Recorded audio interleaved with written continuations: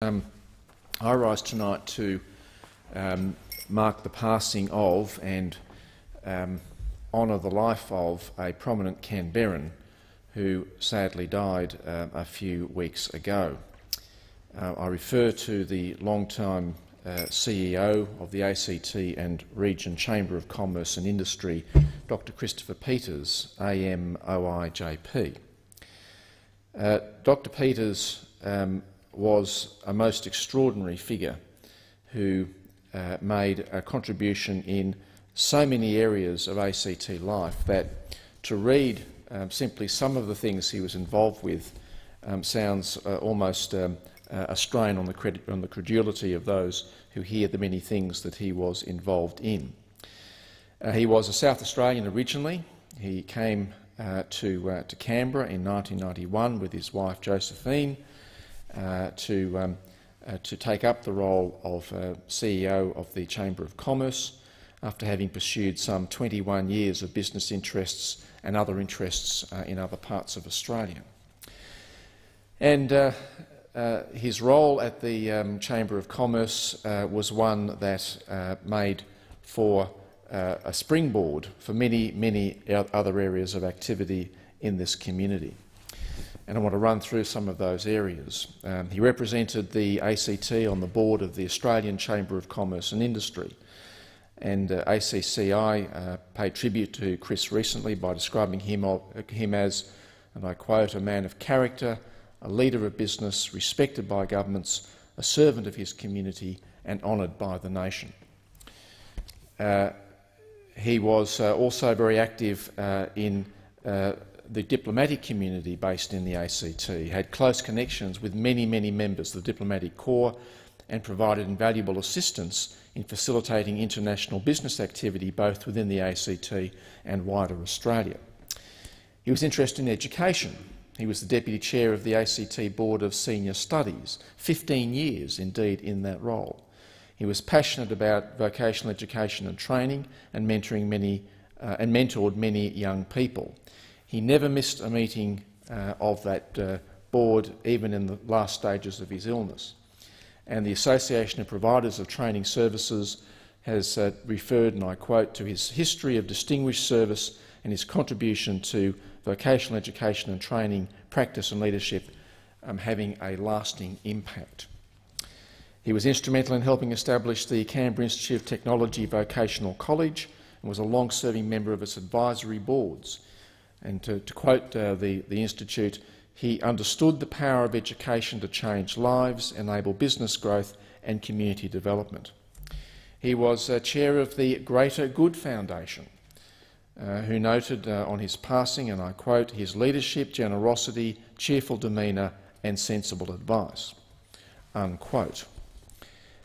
He was involved in many other organisations. The ACT Business Council as its chair, the ACT Default Insurance Company, the ACT Accreditation and Registration Council, the ACT Bushfire Recovery Team after the devastating fires of 2003, the ACT Land and Planning Authority, its commercial advisory group specifically, the Electrical Vehicle Council, the Defence Support Reserve Council ACT, the ACT Vocational Educational Training Advisory Group. He was on the Australian Federal Police Crime Group. He was an advisor to the ACT Council of Social Service. He was an advisor to the, on corporate and government issues to ACT Palliative Care, and he was a commissioner of the ACT Skills Commission.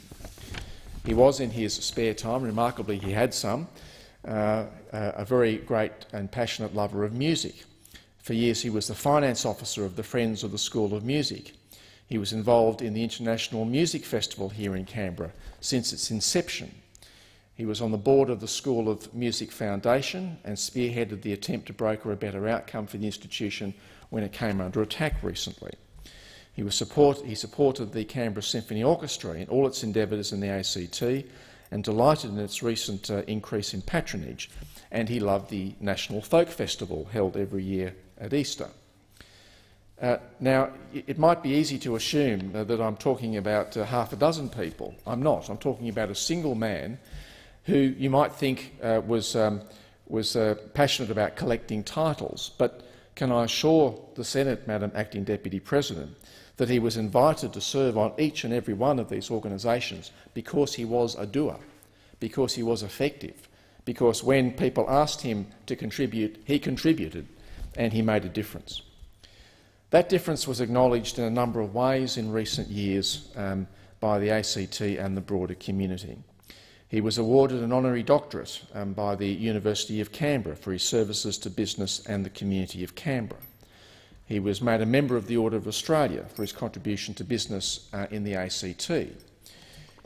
Behind his name was the letters OI, which stands for Order of Isabella de Católica, which was an award personally made by the King of Spain for his contribution to the celebrations marking the 400th anniversary of the Spanish landing in Australia in 2006.